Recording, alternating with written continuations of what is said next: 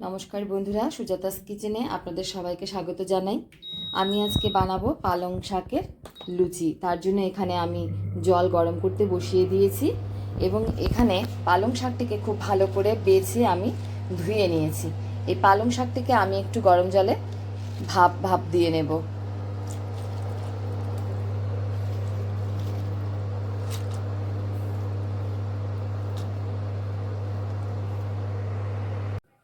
আমি এবার এইগুলোর পেস্ট বানিয়ে নেব।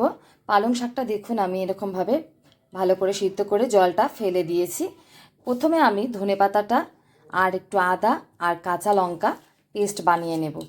আমি পালংটাও এখানে একসঙ্গে পেস্ট করে নিতে পারতাম, কিন্তু যেহেতু আমি এখানে আদা দিচ্ছি তাই আমি আগে এগুলোকে পেস্ট করে নেব, তারপর আমি পালং শাকটার পেস্ট তৈরি করব। ধনেপাতার পেস্টটা তৈরি করা হয়ে গেছে। আমি এবার এতে এই সিদ্ধ করে রাখা পালং পাতাটাও দিয়ে দেব, দিয়ে খুব ভালো করে পেস্ট বানিয়ে নেব। আমার পালংয়ের পেস্টটি দেখুন একদম রেডি। ঠিক এরকম মিহি করে পালংয়ের পেস্টটি তৈরি করে নিতে হবে। আমি এখন নিয়ে নেব ময়দা। আমি এখানে আটা আর ময়দা দিয়ে এই লুচিটা তৈরি করব। আপনারা চাইলে শুধু ময়দা দিয়েও এই লুচিটা তৈরি করতে পারেন।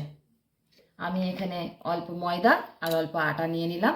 এবার এতে দিয়ে দেব সামান্য লবণ, সামান্য চিনি,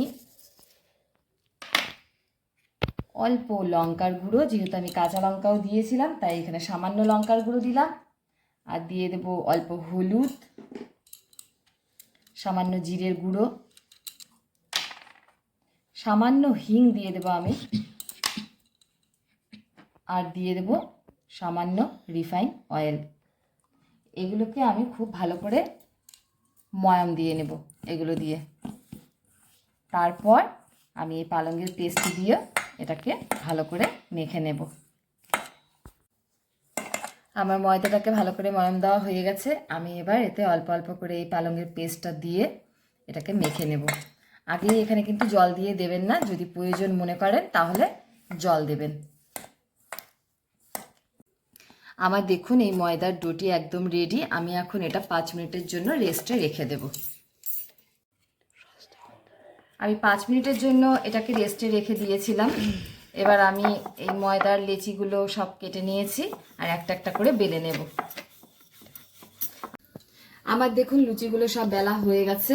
আমি এবার এই লুচিগুলোকে একটা একটা করে ভেজে নেব। তেলটাও গরম হয়ে গেছে। তার আগে আমি আপনাদেরকে বলে দিই, যদি আমার চ্যানেলটি আপনারা এখনো সাবস্ক্রাইব না করে থাকেন তাহলে কিন্তু অবশ্যই করে নেবেন।